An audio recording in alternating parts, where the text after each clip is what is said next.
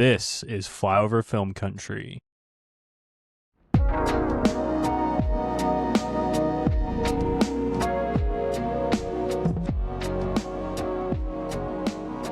Welcome back to Flyover Film Country. I have breaking news right now. It is being reported in People of Conway Uncensored that Kai Cenat is hosting Streamer University at Hendrix College. And I just want to put that out there so when it becomes true, we can say we're the first podcast that reported that. You heard it here, heard it here first, folks. Yep. So yeah, that is going to be wild if true. Wild if true. Wild if true. Yes. I don't know if it's true, but there's a post with 50 comments. So that to me means that it's true. On Facebook standards, that means it's true. I think if 50 people are saying it, then it's true. There's no other way to measure that, really. Yeah. Yeah. So. All right. Well, we're not here to talk about this streamer which I know nothing about. I just know who he is. I just know who that guy is because I think he had Jalen Williams, J. Will, from Fort Smith, Arkansas. Yeah. On his stream one time because they were gaming together or something. And so I just remember seeing something about that. And that's kind of all I know about him. I think he's the most subscribed to streamer ever. Like, I think he broke like 1 million subs on his last subathon or something. So that's kind of all I know about. Is this the one who he started reading and people were making fun of him for looking up, which is crazy. Yeah. When you read, you should look up the words you don't know. That's how you expand your vocabulary. Yeah. But whatever. Well, people that have never done that made fun of him for it and used a lot of little words that no one had to look up. So incredible. So incredible. But we're here to talk about the invite. We're talking about the invite today, and I think we have different thoughts on this, and so I'm really, really intrigued to talk about this film. So I don't know where to start. I guess let's start with how we rated it. Yeah. Out of 5. I gave it 4.5 out of 5. Yep. What did you give it? I gave it 2.5 out of 5. Amazing. So where do you want to start with this? I would love to talk about all the stuff that I think is good about this movie. Yeah. Because I do think that there is a lot of good stuff. And I know that sounds weird giving it a 2.5 rating and saying there's a lot of good stuff, but I think the stuff that I didn't like affected the rating really harshly. But I love a one place movie. Like I love a movie that takes place in one house, one apartment, like in this movie. And I thought that the set was absolutely beautiful too. Like, if you watch that movie and don't want to live in that apartment, like, I don't know. Hey, big year for really cool apartments. Yeah, that's true. Because that one and then the apartment in the drama, man, would live in either of those apartments. Yep. Gorgeous. Yeah, so cool apartments and movies are back. We're so back. Thank goodness, too. It's about time. Yeah.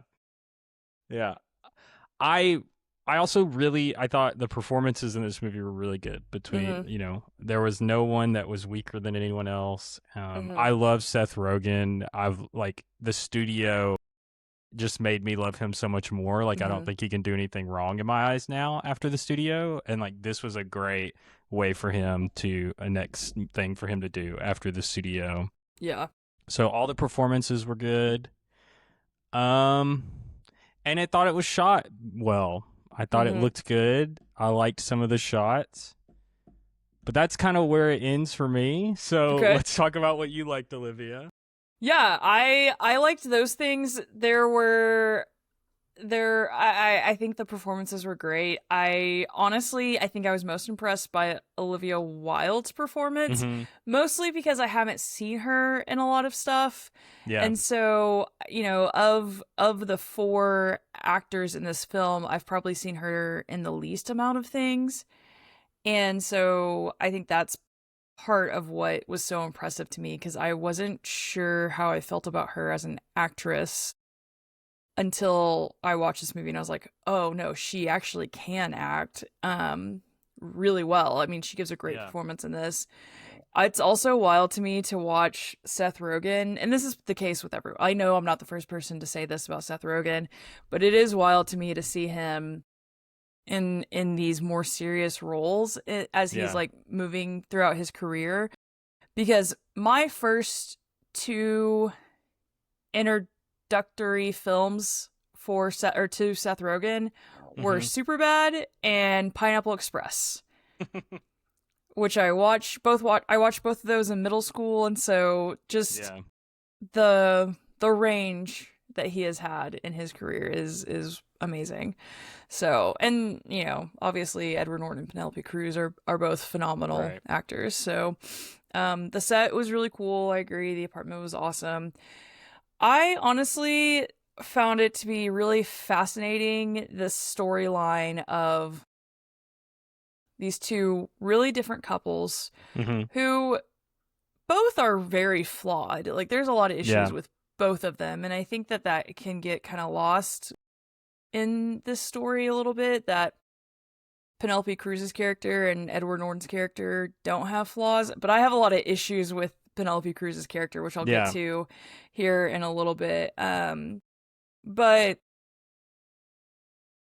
I don't know. I love a story over really flawed characters with really really flawed relationships, Yeah. and so I loved that they talked about this, and I saw something. It was an interview with Olivia Wilde, and I think the rest of the cast, but Olivia Wilde said this, which she directed the film as well. Yeah. And so she talked about how this movie is really about how couples will talk about literally everything with everyone else but the person that they are in a relationship with. And Hmm. that's not true of all couples, but that is true of a lot of couples. And Yeah. it creates a lot of issues and often leads to resentment within the relationship, Yeah. because the two people will not just like be vulnerable with the other person. Right. And so watching this as a therapist was really really interesting. Yeah. I Um have some. I think we probably have similar things with Penelope Cruz's character, but I mhm. definitely think you can speak on that better as Yeah. a therapist, because there were things Yeah. that she did where I was like, this is like, I hope my friends Yeah. that are therapists would never do this to me and say Yeah, this to me. right. I Right. Yeah. And I was gonna So, say, I think one of my so what something you talked about is one of kind of my issues with the movie, mhm. and which made me not like it as much as I think I could have. And I really don't. I love, like, I'm the same way. I love a movie of flawed characters interacting, learning about them, learning about Mhm. the things they don't want to talk about, what caused them to be this way, what caused, their relationship to get to the point that it's in. And I think this movie's really interesting when we're Mhm. doing that with Seth Rogen and Olivia Wilde's characters. And to not get any of that with Penelope Cruz and Edward Norton's character really just like I didn't love, because it started to feel like they're put on this pedestal of like, and I think there's really only kind of one moment where they get into a little bit of an argument where there's a little kind of chink in their armor, but Mhm. the rest of the movie kind of felt like these people know what's best. They figured it out. They have this great Sure. relationship. Yeah. Yeah. And there was never kind of a moment where it was like, actually, that's not true. Mhm. Bringing them back down to earth, and that kind Mhm. of left a bad taste in my mouth, because I just the you know the this movie's about sex. There's a lot Right. of talk about sex in this A movie, lot of talk about sex.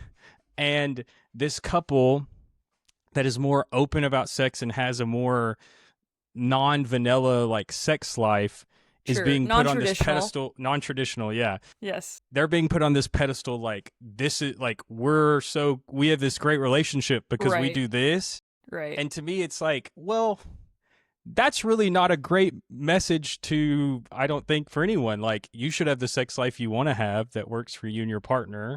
Mm-hmm. And so, like, that kind of also left a bad taste in my mouth a little bit with Mm-hmm. the movie, where it's like, if we bring them back down to earth at some point, then it's like, Mm-hmm. okay, now we can, like, it's more interesting. But I just felt like Mm-hmm. that never happened. Like, that other shoe never dropped, and it kind of just left me out there waiting for that. Sure.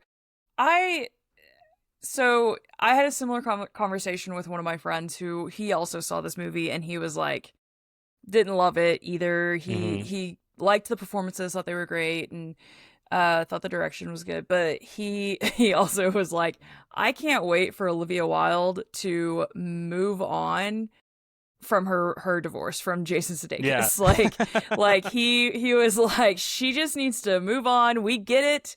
We get it. You were upset with your ex-husband and how he didn't fulfill your needs. Move on. Yeah. Which is really funny. And it's funny you're coming from him because he's also divorced. And so like Right. he probably understands that in a way that most people don't.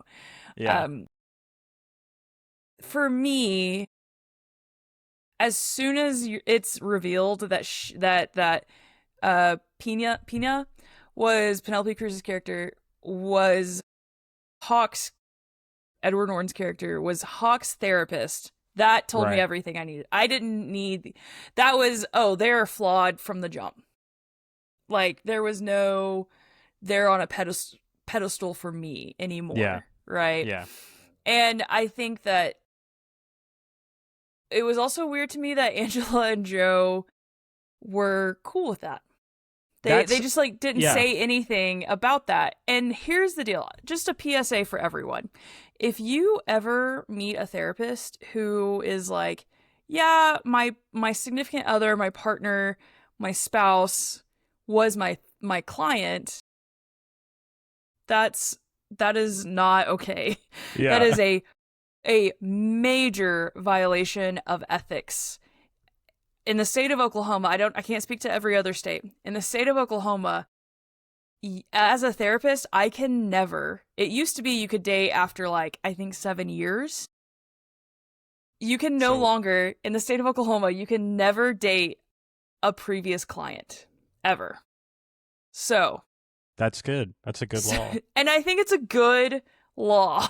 Yeah. Like I think it's a good one. And so I say all that to say, if you meet someone who's a therapist who says that, report them.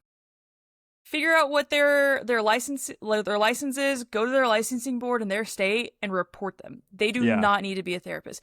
And here's the reason why. Like there's an inherent power dynamic within that therapeutic relationship. Yeah. I as a therapist have power in the dynamic between me and my clients, right?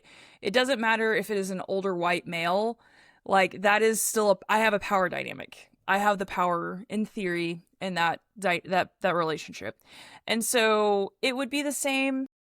It's still just as gross as a lawyer dating the office secretary. You know, there's a Yeah. power dynamic there, or the manager dating the part-time employee. There's a power Yeah. dynamic there, right? It is unprofessional, and it's a violation of our code of ethics. So so if anyone comes across a therapist who is like, yeah, my boyfriend was my client, they do not need to be a therapist. Right.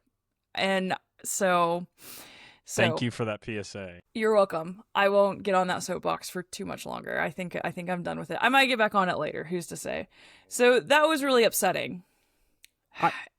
Go ahead. Well, and I was going to say, and that to me is where it's like, I would have loved for the characters to react to that fact more and have inquired about it more. Because they even ask at one point, I think it's when her and Seth Rogen are smoking together. He's like, did you leave your husband for Hawk? Who was like, like, were you married and you left your husband for a client? And that just kind of, then something else happens and we never revisit that and we never learn more about it. And again, it's like, okay, now I'm just like wanting again, and I'm waiting for like the other shoe to drop and to learn more about these people, and I just never end up doing it. Yeah. I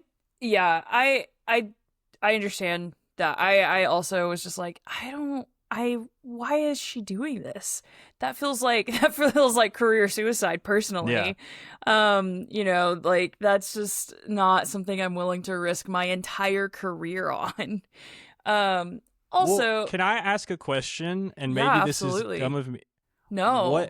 what license would a sex therapist have? So a therapist in general, every state has their own kind of like licensing Mm-hmm. board. Yeah. And so in Oklahoma, if I wanted to become a sex therapist, really what that would mean is I took um so many like what's called CEUs or continued education classes or hours Yeah. over that. And so, actually, in the state of Oklahoma, you cannot say you are a specialist or you specialize in anything. Mm-hmm. That's for whatever reason, our licensing board doesn't allow for that, which, of course, they're not that no one follows. But that's what the law says. So, but so if someone in Oklahoma was like a sex therapist, that means that they have their LPC, their LADC or Mm-hmm. their LMFT, and they took some sort of additional course or training to Yeah.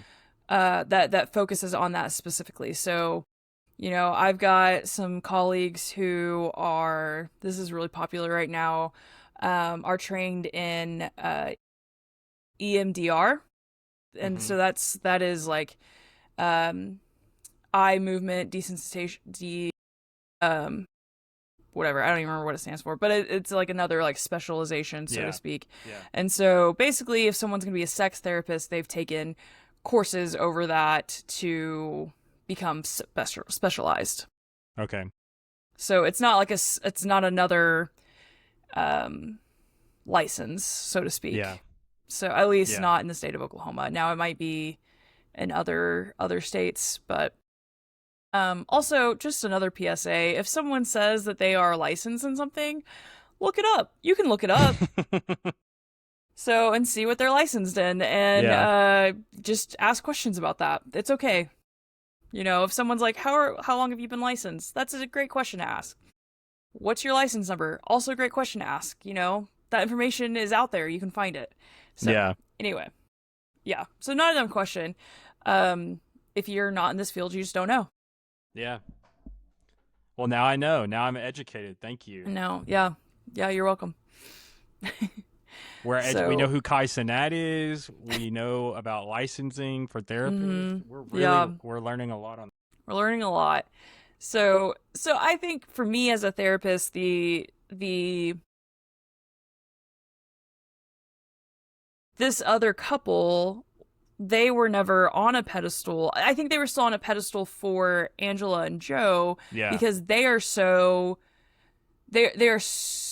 far gone in their relationship that it feels like there's no way to return. And if we can Yeah. become more like this other couple, Right. even in spite of their flaws, we will be better off for it. Yeah. And so I think like for them, they're so far, they're like drowning so much Yeah. in their own stuff that they can't see that is a major red flag. Right. Right? So that's how I interpreted it. Yeah. I I think I mean, that makes sense. I think for Mm-hmm. me, and maybe I'm asking for too much. Maybe I'm asking to literally be spoon fed at this point. But it's like I just I just want to see more, like Sure. because I think about this specific part for like Olivia Wilde's character. I'm sorry, I Mm-hmm. cannot remember these characters' names at all. I have IMDb up, which is the only reason Okay. why I'm able to remember their names. um, but so it's kind of talked about a little bit. She mentions that she went to school for art at one point. Mm-hmm. And then there's another part where she said, like, it's said that she gave up, like she stopped doing it. Mm-hmm.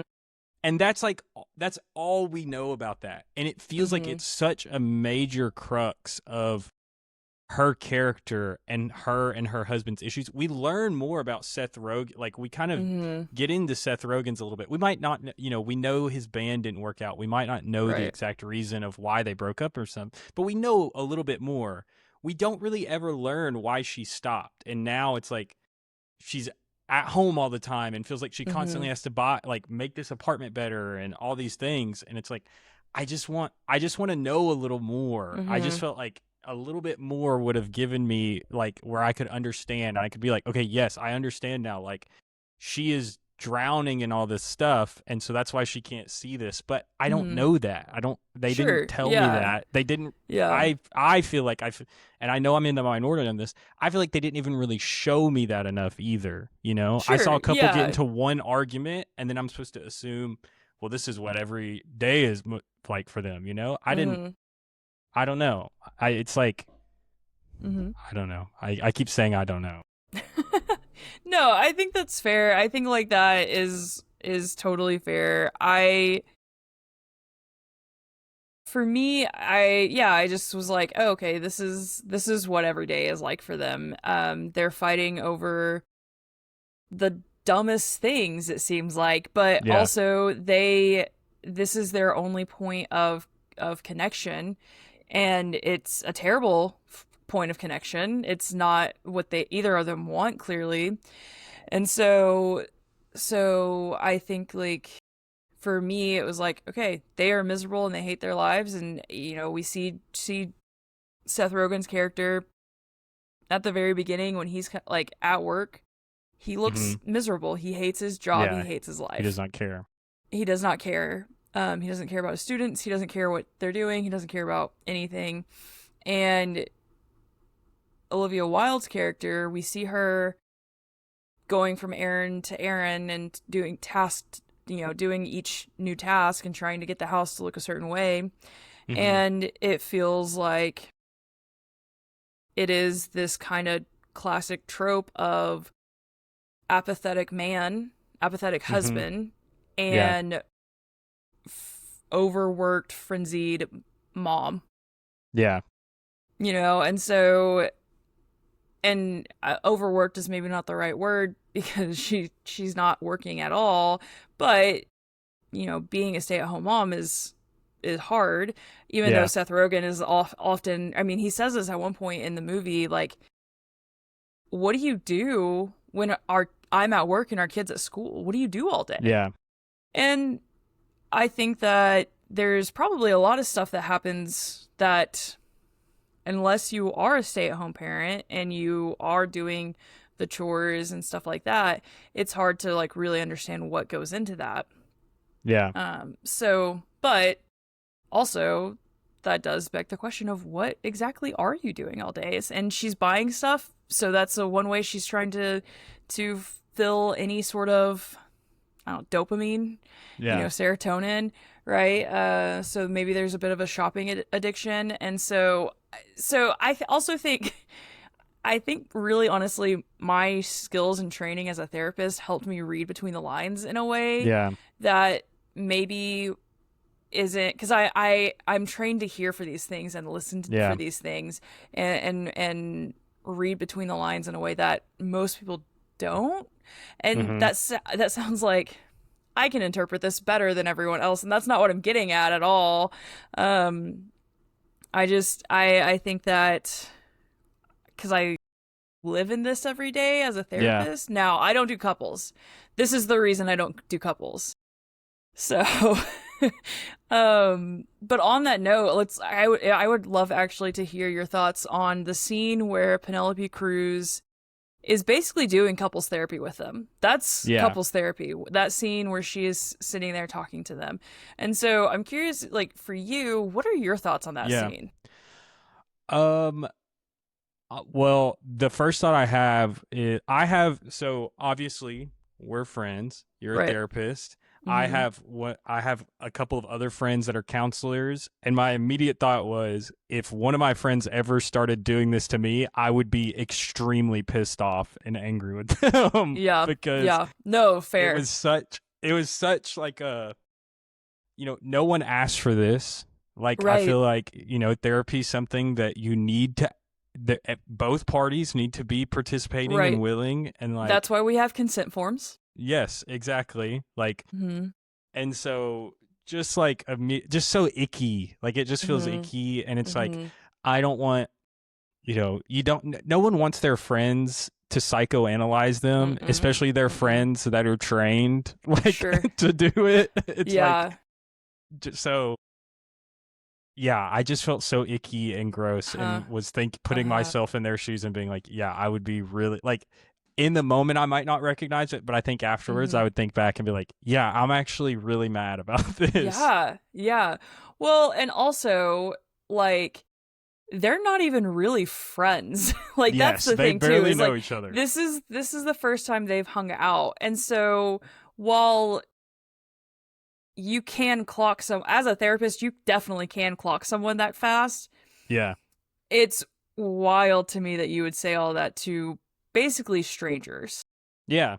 Like it really just kind of blows my mind that you would say that to strangers. Now as someone who is a therapist, and I have a lot of friends who are therapists. I have a lot of friends who are in therapy, and so I Yeah. talk about therapy a lot in my personal life. Sometimes more often than I would like to, but it's interesting to people, and so Yeah. people have questions, which is totally okay. I'm fine with answering questions most of the time. There are times when I think this is something that a lot of my friends don't realize is I can't really turn off the therapy. Like the Right. therapist brain is just kind of always on, and there are some times where I feel like I can turn it off, and other times where it's like it's impossible, it's going. Yeah. That being said though, I do not solicit therapeutic advice or insight to people. Now, sometimes when I'm talking with friends about something serious or hard that they're going through, I will say, okay, how do you want me to be in this Yeah. conversation? Do you want me to just sit and listen? Do you want my personal thoughts and feelings on this, or do you want therapist Olivia to give her thoughts? Yeah. That way they can kind of choose how I respond, because those are all different things, right? Yeah. Those are very different. And so to be Penelope Cruz in this movie and just clock these people and basically say your marriage is over Yeah. is wild to me. I can't imagine, even though she's correct. Like, Right. and not in the sense, something that I do appreciate about that scene is she does say something about how their marriage is over and they can do basically one of two things. They Mhm. can really just divorce and be done, or they can start their relationship over. And I think that that's something that a lot of people don't really think about Mhm. when they are at this point in a relationship, is Yeah. how do we want to proceed? Do we want to Yeah. start over? Because she asks a question or before that, I think, where she asks, do you remember when you guys actually still liked each other? Mhm. And for some couples, they have a hard time remembering that. Yeah. Um, and it's really difficult to think back to that a time where it was like, oh no, we actually really enjoyed being with each other. This person was my Yeah. best friend. We we had great sex, like all this stuff, Right. right? And that's something that I think again is hard for couples to remember when they are in the midst of just resentment. And that's Yeah. what's happening, right? Is like these two characters resent each other, and Yeah. they honestly are blaming each other for where they're at in life when Yeah. they made their decisions. Like it Right. wasn't like the other person forced them into these decisions. And I think that's what I really like about this movie is Mhm. while yes, you don't get all of the backstory of each character and how they got there, I don't know, I think that because they have to come to terms with the fact that like we did this to ourselves, Yeah. or they blame each other forever and then just get divorced and Yeah. are so unhappy. Um So I Penelope Cruz's character really annoys me as a therapist. Yeah. I think even as someone who wouldn't, like, even if I wasn't a therapist, her character would annoy me because Yeah. she crosses all these boundaries and all these lines that are really, really unethical Yeah. and so unprofessional. That being said, I think that sometimes couples need to hear stuff like that to kind of wake them out of their stupor and Right. make them really kind of face themselves in a way that a lot of couples don't. Yeah. Which it's hard. And I think that's, I don't know. I feel like I've been talking for a long time, so No, go you're ahead. good. No, please talk as much as you want. I think I agree. I think that these people needed to hear this and that it Mm-hmm. was like a wake up call. And I do enjoy that part of the movie. I think it just, it was so hard for me to Mm-hmm. like feel good about that truth because, and this is like, I'll talk about this too about something else in the movie, but there's a couple Mm-hmm. times in this movie where I think I'm like too woke for my own good sometimes. And I think this movie in a couple of ways shows that. Okay. And so the ending of this movie to me just like I couldn't help but think about how it has become so popular on the internet for people to diagnose other people with Yes. everything and think that they can Yes. solve all their problems just from the little Yes. bit they know about them. Yeah. And that like that is such a horrible and bad thing that people do. Yes. Yes. And this like that ending, like I don't know why, like I just started thinking about that and I'm like, well, this is kind of being like, that's not always bad. Sometimes you get it right and it actually helps the people. And I was like, well, what actually I think that sucks. Like Mm-hmm. that kind of sucks. And so it was hard for me. And that's like totally thing, like that's all on me. That's like Mm-hmm. my mind, that's my experiences that made me think Sure. about that at the end of this movie. But that's how it affected me and like what it made me think of. And so it made it hard to like be happy that they, you know, reached the right solution because the Mm-hmm. way they got there was so bad. And I was like, I don't want those weirdos who do that on the internet to watch this and be like, see, like Mm-hmm. sometimes it's good, sometimes it Mm-hmm. works. No, that's And totally fair. I can go into the other example of where I think Yeah. I'm too woke for my own good. And that's Uh-huh. like in the middle of this movie, there's probably, I mean, it's 15 minutes maybe. Mm-hmm. And this is like when the sex parties first come up and they start Mm-hmm. talking about all the non-traditional sex things that Hawk and Pina do. Everyone in the theater's laughing so hard at that scene, and I thought it was so boring. And I say I'm too woke for my own good because Mm-hmm. one of the parts that got the biggest laugh is when they're talking about pegging. Mm-hmm. I I know people that do that. Yeah. So it's not really funny to me when you're not making a joke, you're saying, "Oh, y'all do pegging?" And then Right. everyone's laughing. It's like, well, that to me isn't a joke because like I know people that People do do that. that and it's a Yeah. normal part of their sex life and like it's whatever. They could do whatever they Mm-hmm. want. And so there's kind of this weird like that whole moment of this movie where it's like this movie seems like it's being really sex positive and even Mm-hmm. like in this part even some like kink positive, but all the Mm-hmm. jokes are just like saying like, oh, you do this thing, and then everyone laughs because they think it's like weird. And See, like that that's made me interesting. a little uncomfortable because Sure. yeah. That was not my interpretation of that at all when they were like, "You guys do that?" Like, and I here's the deal. I saw it on a Friday. I think it was a Friday 4:45 showing or something Yeah. like that. And so kind of a random time to go. There Right. were four other people in the theater. Yeah. It was me by myself, two different guys who one was on the same row as me, one was like 2 rows from the front, like, which was weird. And then there was these two women who were together, and I don't know their relationship status. I don't know if they were just friends or more than that. Yeah. All God's children. And so no one laughed at that scene though. There were parts that was like, oh, this is uncomfortable, so I'm like right. laughing at how like uncomfortable it is. Yeah. But no one in our like my theater, and of course there were 5 of us total, so yeah, different vibe for sure. And so no one was laughing at the, you guys peg.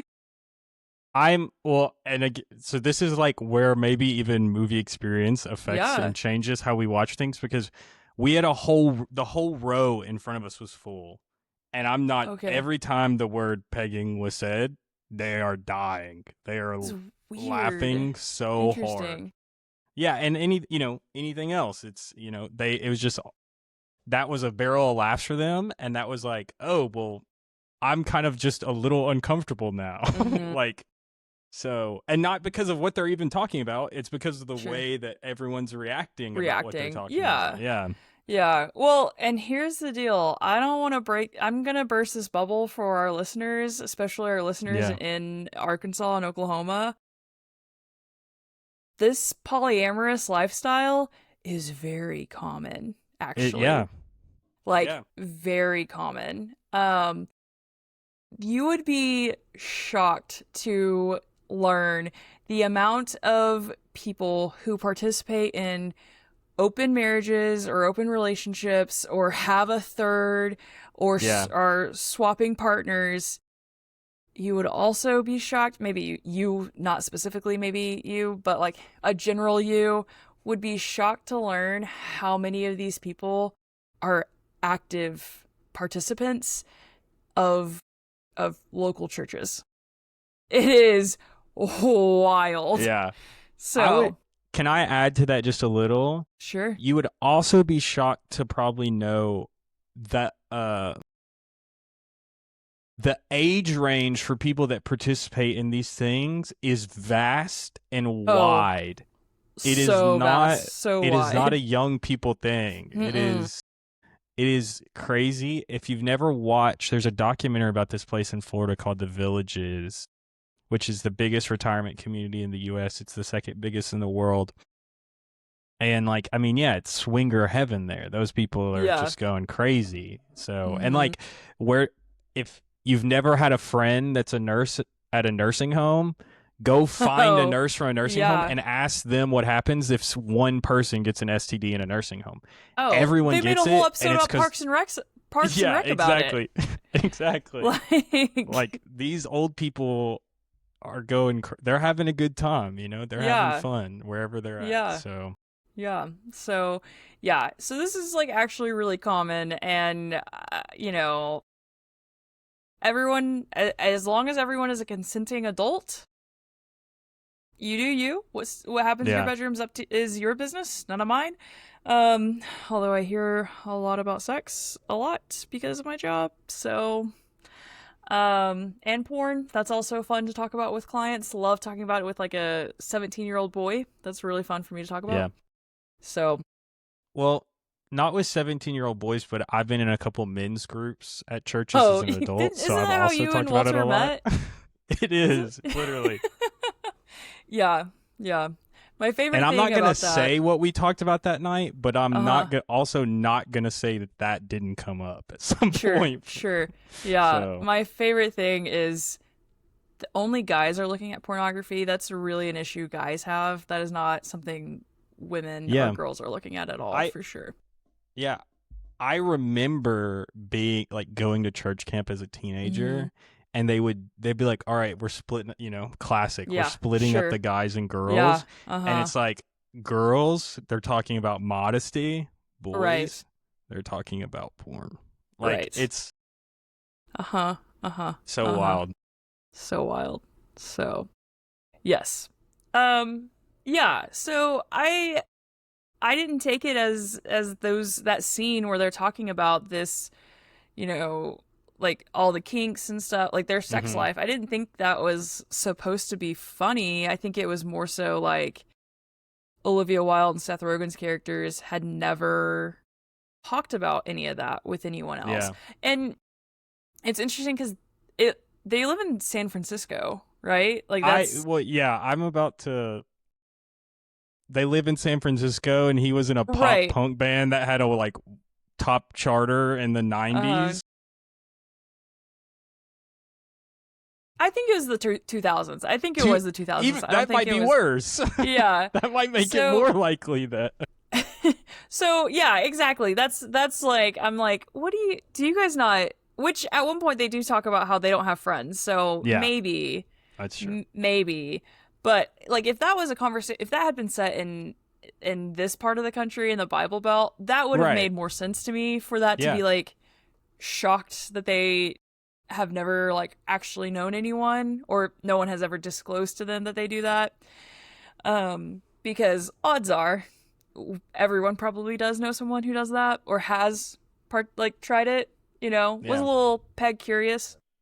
And so so it just that was weird to me. I'm like, you guys live in San Francisco. What do you mean? What do you mean Yeah.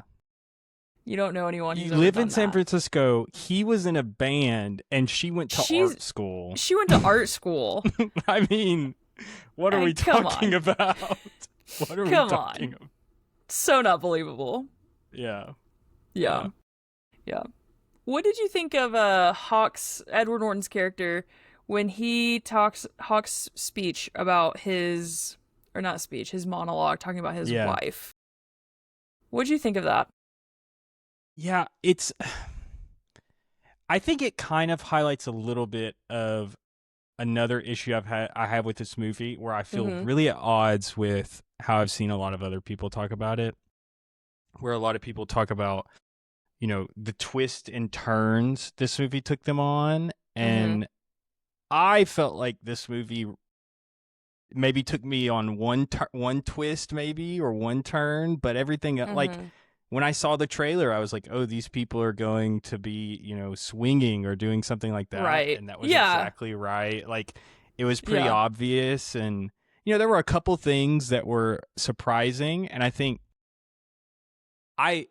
Hawk's monologue, though, I liked it. I thought it Mhm. was interesting what he said. And I think I even saw that Edward Norton ended up writing it. He Yeah, wrote that he monologue for wrote it. himself.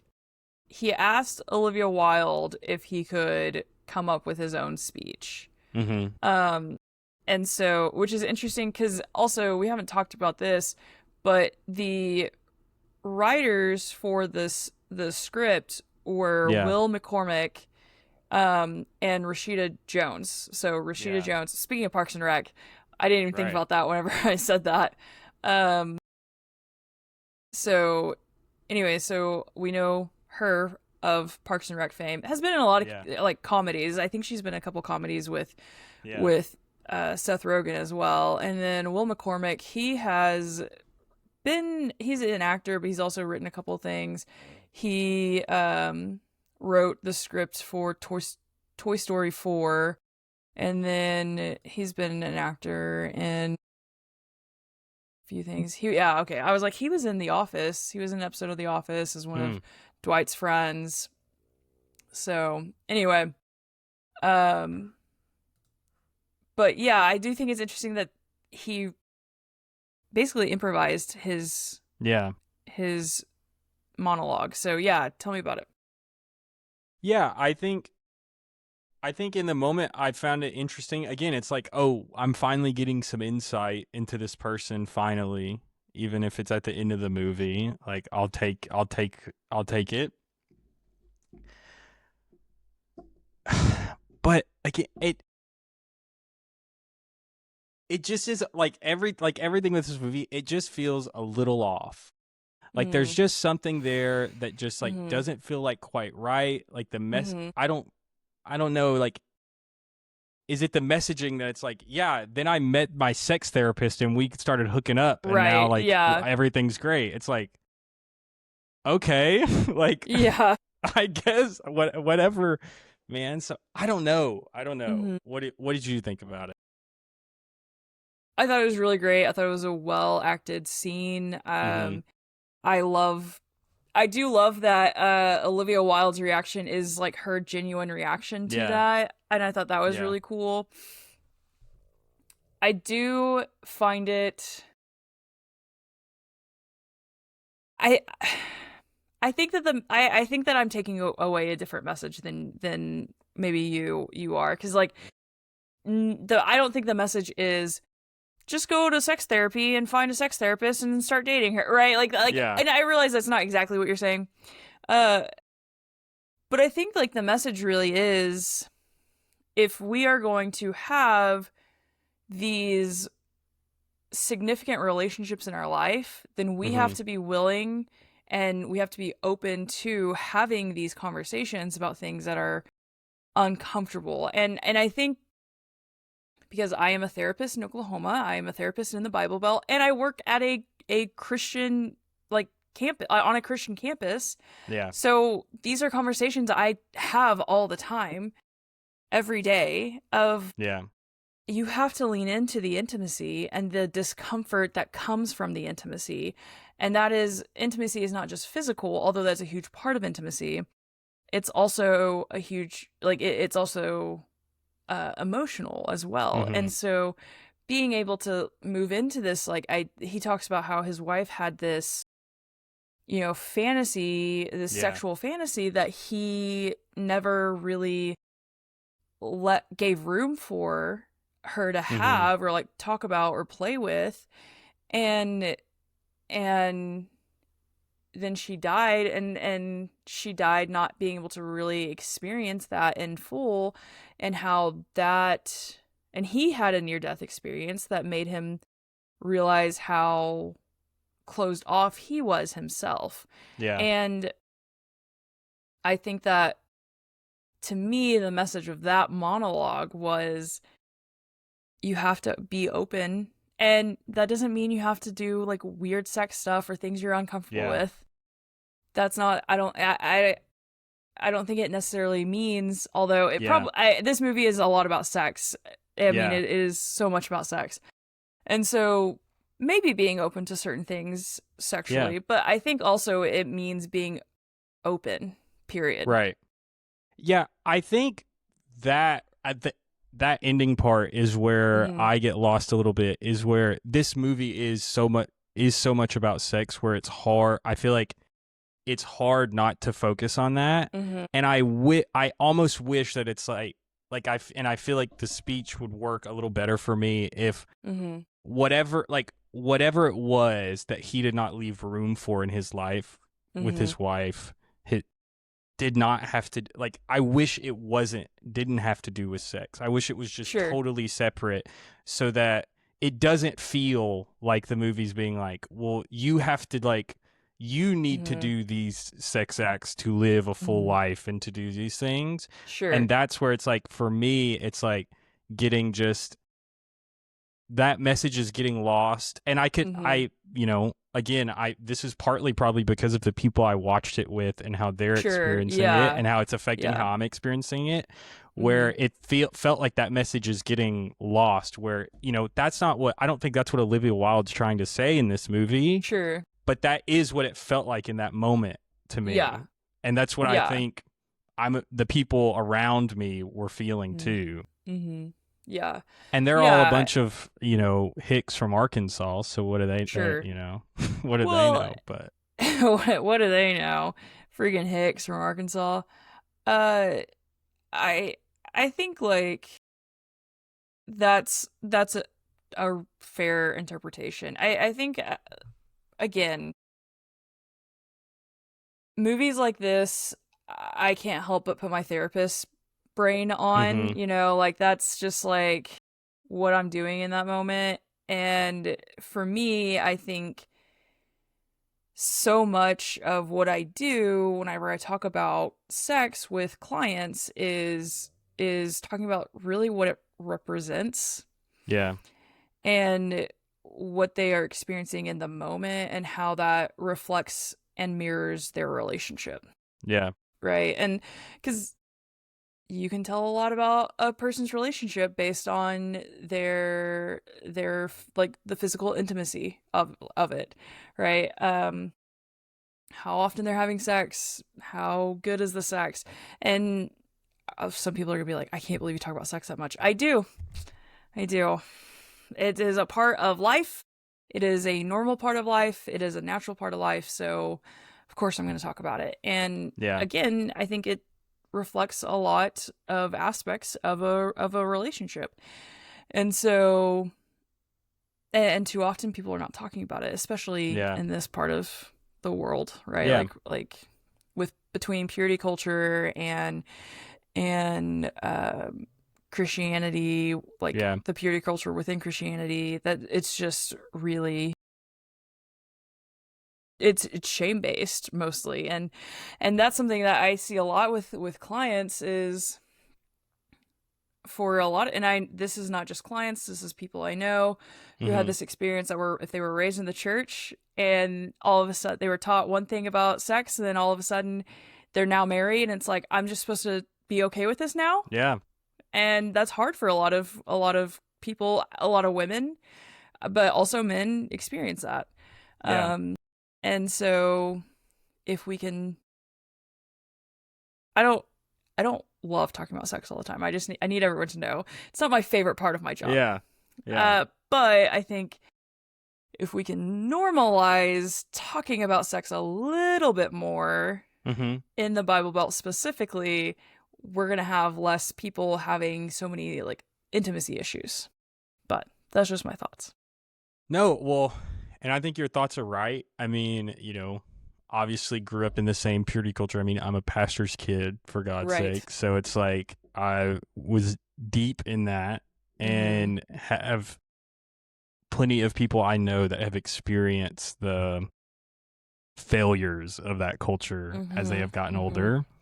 Yeah. And I think, again, that's where this movie for me, it just lands weirdly, like in where it sits in my mind, because I totally agree. Like it needs to be normalized, like for people to talk about these things, for people to acknowledge, like, hey, people are having sex. But it's like I also want people to do what they want to do, however Right. vanilla or traditional or non-traditional it is. And that's why, again, like this movie just lands in that weird spot where it's felt like at times it's so focused on like this one thing that the message of like, at the end of the day, Seth Rogen and Olivia Wilde, like their problem, it seems to be, is that they don't speak to each other. They don't Right. talk to each other. They don't Right. interact. So they like don't have a relationship at all. Right. It's not Yeah. even real. It's, at the end of the day, it's not about the sex they're having or not having. It's Not about they don't having. even speak. Right. Yeah. Yeah. Not having. Right. They don't even speak. But it's like, because we're like, even in the most emotional moment of the movie, even in the high point of like, of Edward Norton's monologue, we're still talking about like sex and like kinks and those things, that it just feels like, okay, the message, like you're losing me again. Like we're getting there and then you're losing me again because we're going back to this.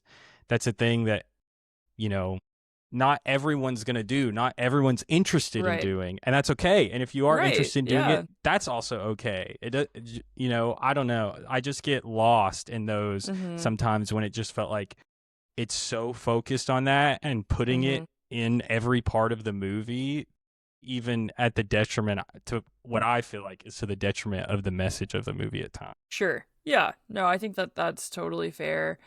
And I get where you're coming from with that too. I think that is, I imagine that's probably how a lot of people around here are going to interpret it.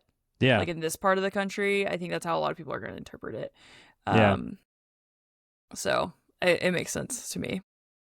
Well, and it's such a weird place, because in one side I'm saying I'm too woke for my own good, but it's like I'm also too like grew up in a purity culture Christian household for my own good for this movie. So it's like this weird balance where I don't, again, like the movie just feels so weird to me. It doesn't feel cohesive, and I don't know if it's its fault or it's my fault, but it's someone's fault in there.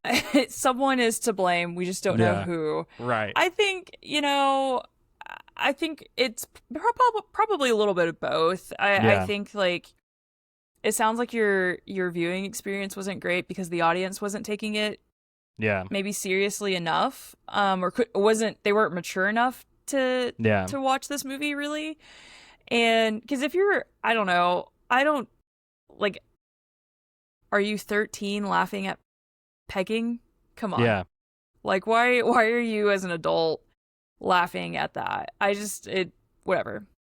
Anyway, Well, and I mean that's where it's like I think a lot of it probably started for me is where like it's hard for me not to be like, oh, there's definitely some, even if it's not like on purpose, there's a little internalized homophobia here. Like if you're just laughing every time someone says the word pegging, sure, like yeah, there's homophobia attached to that somewhere in there. sure, And so it's yeah, like, oh, now I feel weird. And then right, obvious.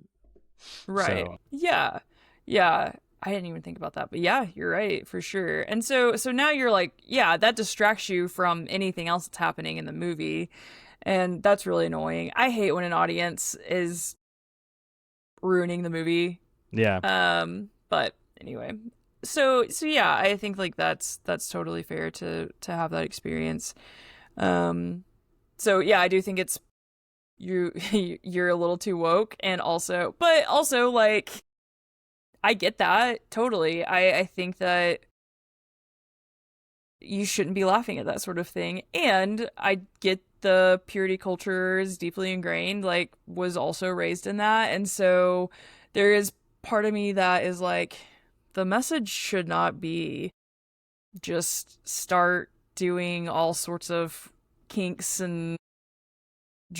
join orgies and like start Yeah. swinging and that sort of thing. Like if that's what you want to do, that's what you want to do. Right. Who am I to judge? Also, that's not for everyone, nor should it be. Yeah. Right? Like it's something to talk about with your partner Yeah. and to explore with your partner and probably your therapist too. Like you Right. should probably explore why you want to do that Yeah. with your therapist. Yeah. So, that's a conversation I've had with some clients of exploring the idea of opening up a marriage or relationship or inviting a third in. And what that means and how that changes the dynamic. Yeah. I will say, I have never seen that play out really well. So, and part of that is I think that a lot of people don't lay down the boundaries very well. Yeah. I do think boundaries need to be very clear and concise Yeah. in any capacity. Mhm. And so that's all I'm going to say on that. Yeah. So I'm not a therapist, but from what I've seen, mhm. I would also like to caution people and let them know that usually once it's open, there is no closing. So you just make damn sure that that's what you want to do. You know, like just make sure. Yeah. Yeah. It's yeah, no, I think that's fair. It is yep. So, anyway, we are coming up close to an hour here, so, do we want to land this plane? Yeah, let's land it. All right. So, any final thoughts?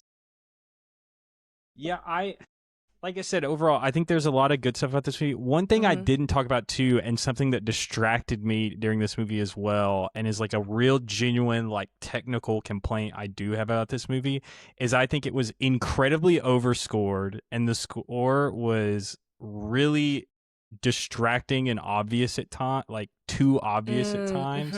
And it really, really bothered me, Okay. specifically Yep. at the beginning of the movie in their argument. I was like, okay, bro, I get it. They're fighting. Like, we're playing angry really funny. violins. I get it. And it's kind of loud in the mix, too. Like, Yeah, so. it is. Yeah.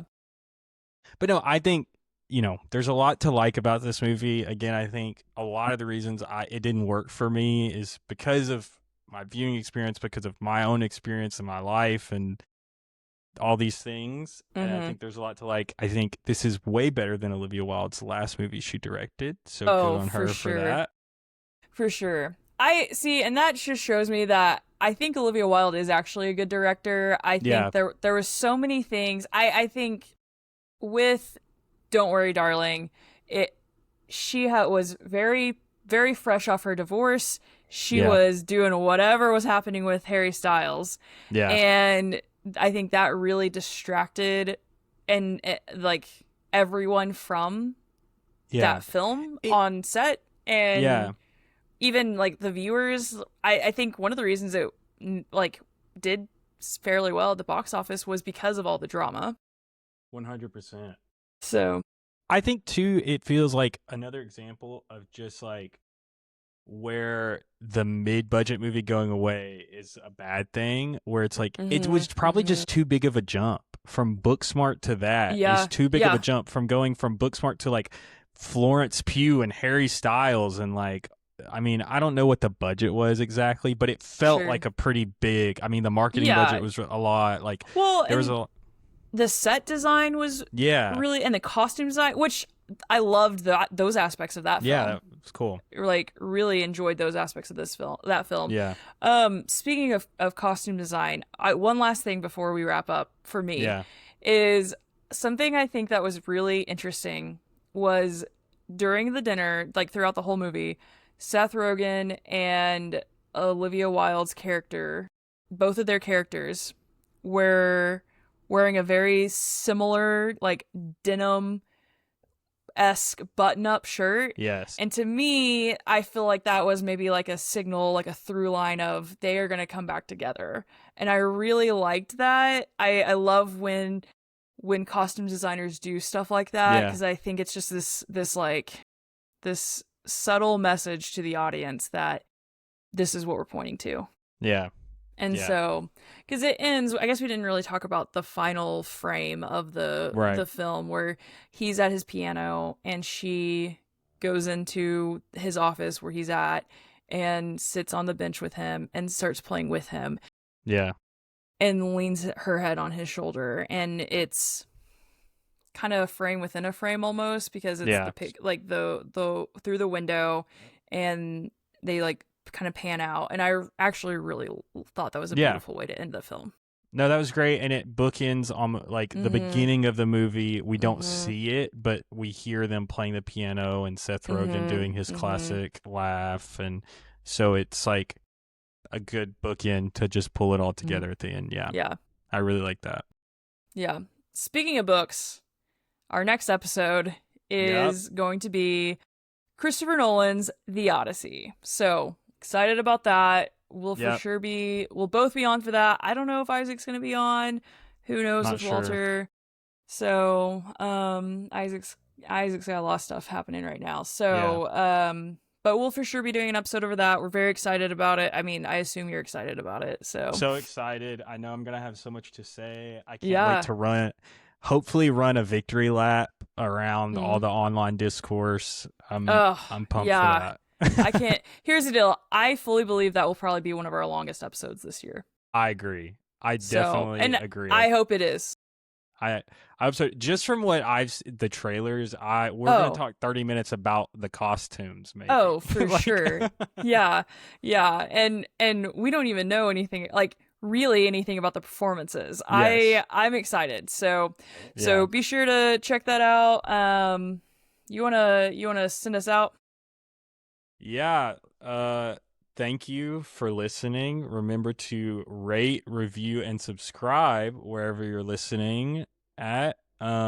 Subscribe if you're watching on YouTube. I'm scrolling down a document that Isaac made, and it's so long that I can't get to the bottom. There's like so much stuff about Devil Wears Prada 2 because I was just trying to make sure I get everyone's name right for the end. That feels like ages ago when we recorded over that. That's amazing. But thank you to Walter Lyle for producing, and actually thank you to Olivia for producing this episode. That's and right. Walter for editing it. That's right. The right way to say it. Yeah. Producer cred. Our art is by Sean Cohen. Our music is by Cordon Jacques. Again, Odyssey next week. Seeing it in IMAX. We're both excited. I'm pumped. Tom Holland, Matt Damon, Anne Hathaway, John Barenthal. Let me tell you something. Let me tell you something. Elliot Page not playing Achilles, despite what the conservative weirdo said. That's right.